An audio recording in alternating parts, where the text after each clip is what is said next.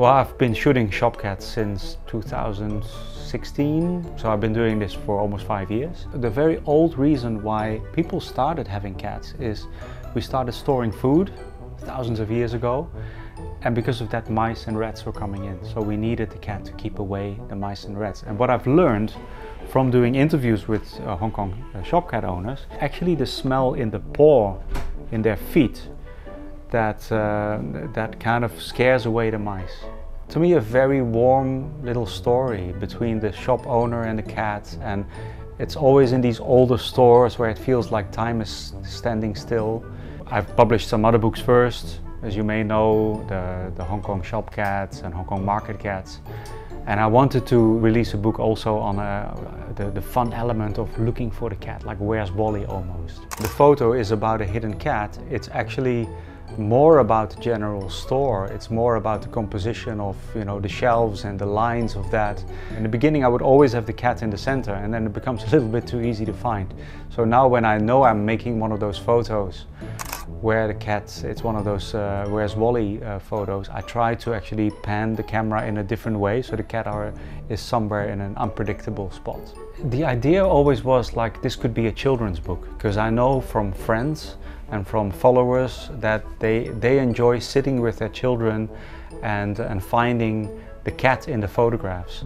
It needs to be more than just a game, it also needs to be a little bit educational. Parents would like to buy books for kids that they feel they can learn something from. And in the other books that I've published, we always had a nice kind of historical foreword by a British writer that goes into, you know, why are they collaborating? What does the character of cat in Chinese mean? There were a lot of elements that we could pick up on, but the only way to explain those well to a child is to illustrate them. So earlier in the year I approached Steve, who's a good friend. During the year we developed it into the form that it is right now.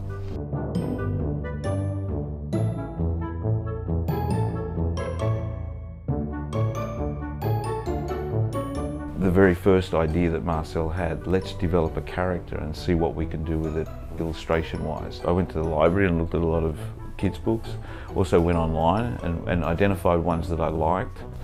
And so that was the first point that I started with, is sketching him. And we kind of pared it back. We figured, you know, the shop cats are, you know, a little bit fat, Fajai. And a little bit fluffy. So I had him even more cartoony and a little bit balloony. At first it was intended for kids, but I'm hoping more people will get it, because I watched a lot of adults look at it and they really enjoy the game of finding the cat. Steve and I are both big fans of comedy, of stand-up comedians, and I think that found its way into the book as well. And what I noticed a lot is, like with my other books, it made people smile. When I put it in front of them, they look through it and they are very, I think in a warm way, they're entertained about this beautiful cat. So I'm hoping that it's mostly a fun book. You know, we need something fun in, you know, these times, of course. This is kind of why we wanted to make something a bit light-hearted and comic.